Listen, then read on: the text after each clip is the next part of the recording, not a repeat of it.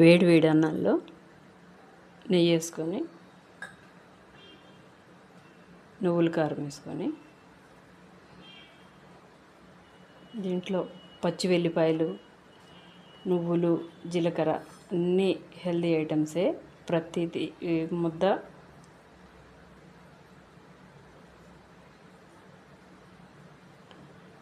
అన్నం తినేటప్పుడు ఫస్ట్ ముద్ద ఇది కలుపుకొని తింటే హెల్త్కి చాలా మంచిదన్నమాట.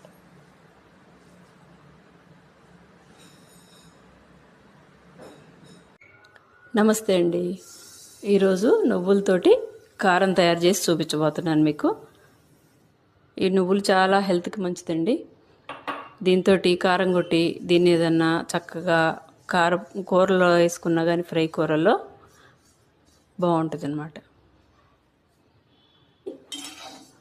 హడావుడిగా చకచకా ఒక ఏం చేస్తే చేదు వస్తుంది, ఏగిపోతాయి, మాడిపోతాయి అన్నమాట.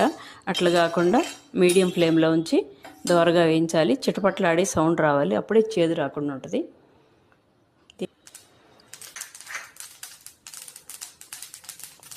సౌండ్ వస్తుంది కదండి, అలా సౌండ్ వచ్చేటప్పుడు కొద్దిగా పుట్నాల పప్పు తీసుకొని దీనికి యాడ్ చేస్తున్నాను. ఇంక ఇప్పుడు స్టవ్ కట్టేస్తాను. మళ్ళీ స్టవ్ వెలిగించండి. ఒక పెద్ద స్పూన్ నిండా జీలకర్ర తీసుకొని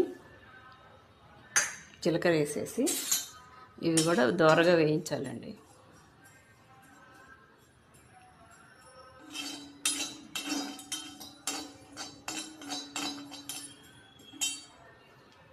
వేయించినవి ఇట్లా డబ్బాలో తీసుకున్నానండి. ఇవి మామూలుగా పుట్నాలు లేకపోయినా పర్లేదు, కాకపోతే ఆయిల్ ఎక్కువ ఉంటుంది. ఈ ఆయిల్ సీడ్స్ కదా, కొద్దిగా వేరే పప్పులు మామూలు యాడ్ చేస్తే కొద్దిగా టేస్ట్ బాగుంటుంది అనమాట. ఆ చిరుచేదు అనేది తగలకుండా ఉంటే ఇంకా రుచిగా ఉంటుందని నేను యాడ్ చేశానండి.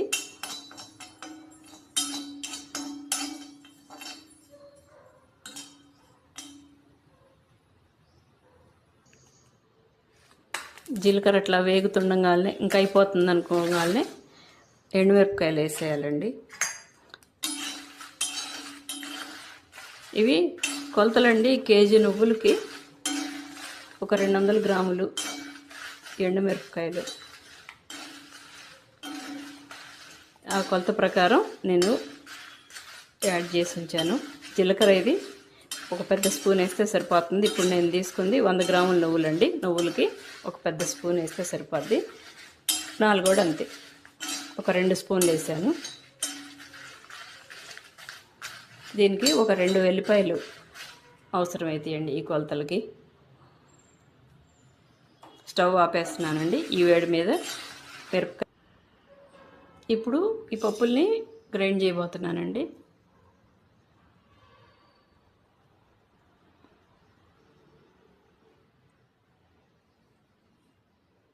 ఇలా పొడేస్తుంది కదా.